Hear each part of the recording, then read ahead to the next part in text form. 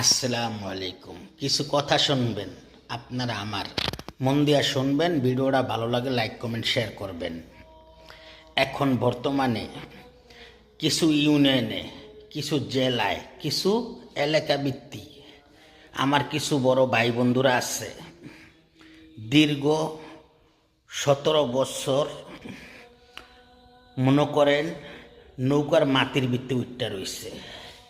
সে করছে বিএমপি, এখন গেছে নৌকার মাটিত।